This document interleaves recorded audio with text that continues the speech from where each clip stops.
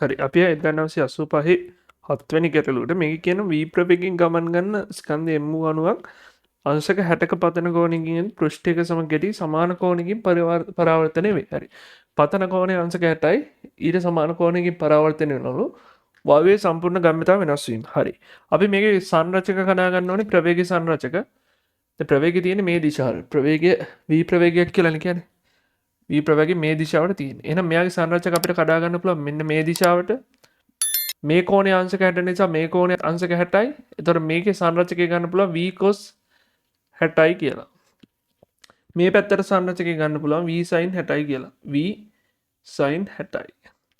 එතකොට මෙතන සංරචක අපිට ගන්න පුළුවන් මෙයාගේ ප්‍රවේගය තියෙන්නේ මේ දිශාවටනේ. මේ කෝණය අංශක 60යි. මේ කෝණය අංශක 60යි. එතකොට මෙයා ගන්න පුළුවන් v cos 60යි කියලා. v cos 60යි. මේ සංරචකය ගන්න පුළුවන් v sin 60යි කියලා. v sin 60යි කියලා ගන්න පුළුවන්.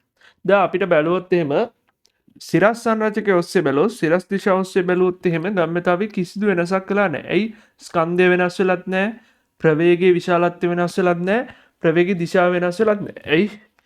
මේ ප්‍රවේගයේ දිශාව උඩට තියෙන්නේ. විශාලත්වය v sin 60යි v sin 60යි. ස්කන්ධයත් එකයි වෙනස් වෙලා නැහැ. එහෙනම් උඩට ගම්‍යතාව වෙනසක් වෙලා නැහැ. ඒතර ගම්‍යතාව වෙනසක් වෙලා තියෙන්නේ මෙන්න මේ දිශාවට. මම මේ දිශාවට ගම්‍යතාව වෙනස හොයන්න යන්නේ. දැන් අපෙන් අහන්නේ ගම්‍යතාව වෙනසනේ. ඩෙල්ටා mv අහන්නේ. හරි.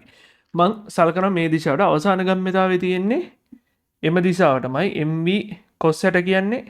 මම ලියාගෙන ඉන්නවා cos 60න් අඩු කරනවා ආරම්භක ගම්‍යතාවයේ mv cos 60යි. නමුත් ඒකේ දිශාව බලන්න.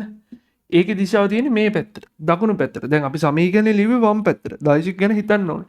එහෙනම් මේකේ දිශාව ප්‍රතිවිරුද්ධ අපි සලකපු දිශාවට ප්‍රතිවිරුද්ධ දිශාවට මේකේ ගම්‍යතාවය තියෙන නිසා මම මෙතන ඍණ දානවා. එතකොට ඍණයි ගුණ වුණාම ධන වෙනවා. එතකොට mv cos 60 කියන්නේ භාගයයි. එතකොට භාගයව දෙකක් mv නේ.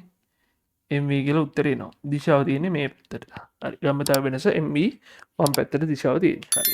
මේ නිසා ඒකට පිළිතුර අංක 3.